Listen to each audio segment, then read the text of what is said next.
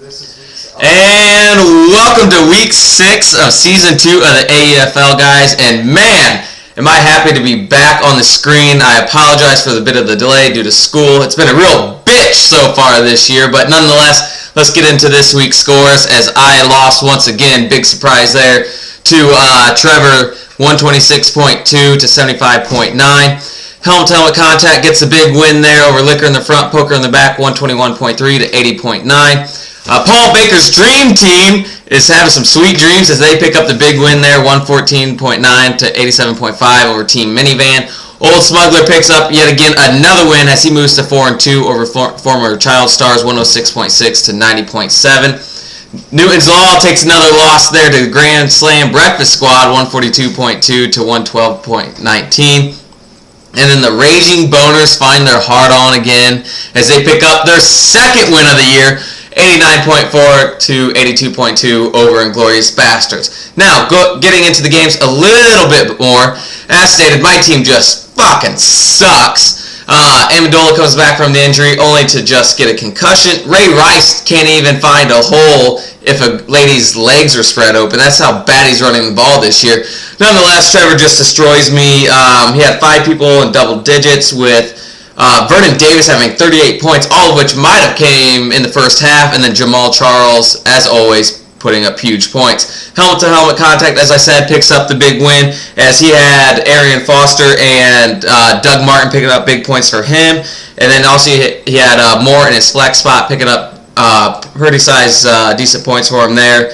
And then on Jared's end, you had only 2 guys in double digits, but when you go look on your bench, all your guys but 2 guys were in double digits. Definitely started all the wrong people. I don't know if you're drunk making your lineup, but something definitely went wrong this week.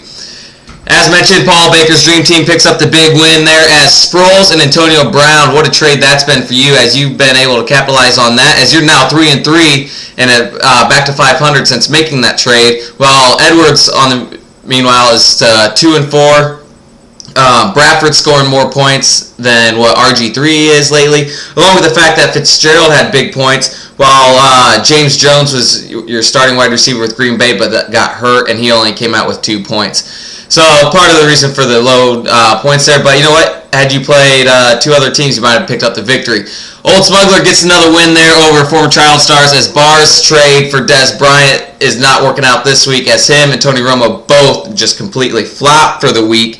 Not to mention the Rams defense, of all people, pick up 28 points against Houston's offense, and they're on the bench. Meanwhile, Tanner has 2 zeros in his starting lineup and 1 guy with only 5 points, but still gets big enough points from Stafford, Moreno, and Welker to still score over 100 points and get the victory there. Newton's Law, as I mentioned, got the loss there. He's 4-2 on the year. Grand Slam Breakfast Squad moves to 3-3. For Dustin, he just had bigger points than anyone. Like, if Yates had, 20-plus points from one guy, he had another guy with 22. Yates had a guy who had 30. Dustin had a guy with, 39.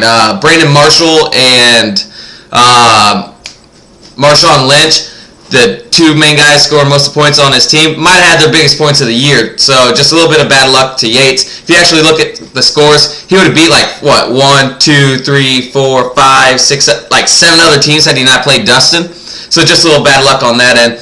And then as always, Boner getting the hard on yet again, picking up a close game victory there of about 7 points over Ben. Ben, on the other hand, though, I tell you what, dude, it's been a tough season with injuries. You lose Julio Jones. You were rocking the beginning of the year until you lose Julio Jones to a foot injury. And then you throw in the fact that now Randall Cobb's going to be out a few weeks with a broken leg, which was, I'm sorry, just a low hit and just vicious. But your team's just been absolutely destroyed since then.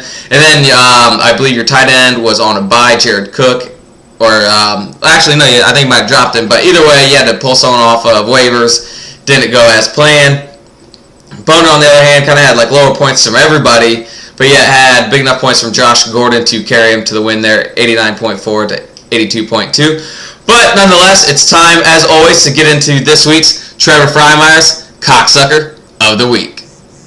It still looks bad. No, wait. He definitely wants to get you cocksucker! And with this week's Trevor Freimeyer's Cocksucker of the Week, as much as I would love to give it to myself yet again for the second time this year, because my season's been that piss poor, and the fact that Amendola comes back and gets a concussion, Ray Rice can't even find a fucking hole if a lady laid down right in front of him and opened her legs. He's been running the ball that badly, and then you throw in the fact that Tom Brady's just been awful this year, and I just want to give it to my team for being fucking cocksuckers this whole season. But I feel like someone's a little bit more deserving this week than I, as Ben lost Julio Jones last week, and then now he's losing Randall Cobb for a few weeks due to the leg injury. Tell you what, man, he was on the way up at the beginning part of the season. Now it's just spiraling down, and it's all due to injuries. So for this week, we're going to give the Trevor Freimeyer's Cocksucker of the Week to Ben Parker and Randall Cobb and Julio Jones and the tight end that didn't get him a single point this week. But enough about that. Let's get into next week, as I will be facing helmet-to-helmet contact. I'm 2-4. He's 4-2. I need a win here desperately if I'm going to stay in contention for the playoffs this year. Newton's Law takes on Inglorious Bastards at 4-2. Yates is 4-2. Ben 3-3. Team Minivan and former Child Stars face off. Find a Black and Decker plays Liquor in the front, Poker in the back. Grand Slam Breakfast Squad takes on Old Smuggler. Dustin's 3-3. Tanner's 4-2. Then Paul Baker's Dream Team then takes on the Raging Boners. Hopefully neither one wakes up with too much of a morning wood. But regardless, guys, we got plans for this Sunday. Let's meet at the house, maybe like around 12. We'll head downtown to Champion, sit along the bar, have some beers, grab lunch, watch the games from 1 to 4. But nonetheless, fellas, we'll get it all planned. Text me if you have any questions, or I'll end up texting you either way, because that's what I always do. I always plan this shit because I'm the commissioner, and I'm just that fucking good. But regardless, guys, as always, I will talk to you later. Fuck you.